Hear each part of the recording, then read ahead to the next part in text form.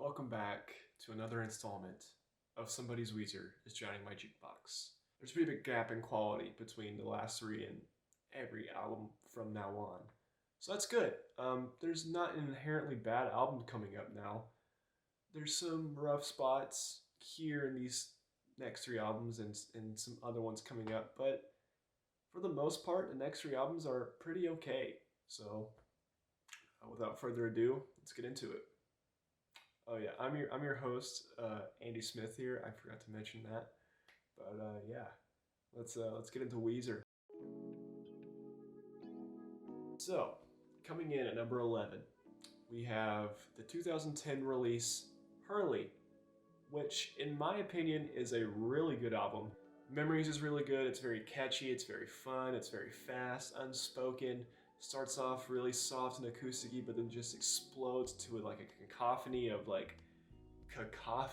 hard word, cacophony of electric guitar and hard rock and Rivers Cuomo screaming about this relationship that's failing. Ruling Me, take it or leave it, it's okay, it's not the worst.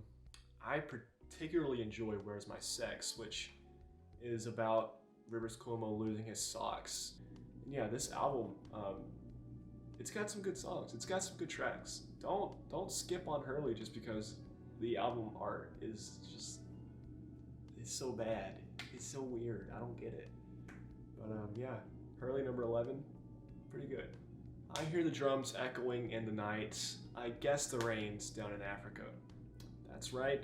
Number 10 is the Teal album. It's just a bunch of covers of popular 80s songs, which work. Weezer doesn't try to go too far with the covers. They don't diversify their sound or branch off from the original song, which is simultaneously good because it's still fun, it's still like the original, and they're all good songs, but it's also bad because, you know, you don't hear much of Weezer in this album, which is kind of sad. I particularly like No Scrub and Mr. Blue Sky. I think those are two really good covers. And of course there's Africa, which is probably Weezer's most popular song, which is sad because it's a cover. But hey, as long as it's not Beverly Hills, I'm fine with it. But yeah, not much to say about this one. It's just a bunch of really fun covers. If you want to listen to it, go listen to it. It's really good. Next up, we have the Red album, released in 2008. I am so conflicted about this album. So conflicted about this album. If it didn't have the songs that it had, Pork and Beans, Troublemaker, and The Greatest Men That Ever Lived, if it didn't have those three songs, this would probably very easily be down in the cellar with Ratitude and Make Believe.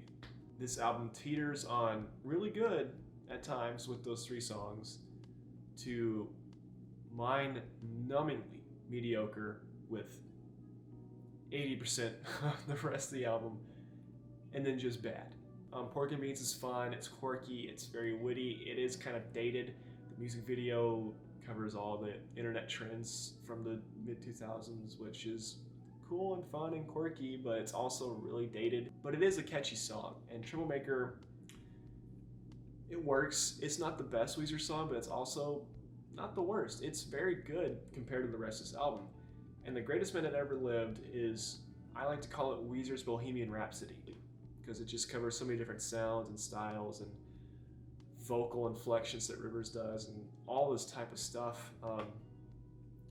So yeah, if it weren't for those three songs, Red would be so much farther down the list. There are, I think, 3 songs in this album where Rivers Cuomo hands the songwriting and singing pen to the other members of the band, Brian Bell, Scott Schreiner, and Patrick Wilson.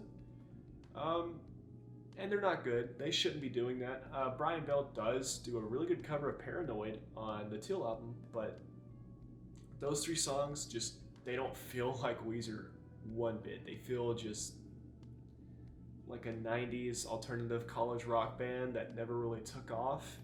It's a move that Weezer shouldn't have done, and I'm glad they haven't done it since, besides, of course, the case of Brian Bell covering Paranoid, which worked.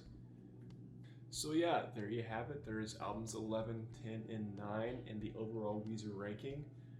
Some really good stuff here. We're starting to get into some better music, which excites me. I hope you guys enjoyed, and I hope you stay tuned for the rest of the rankings. If if you watch these, you might as well see what's actually good music.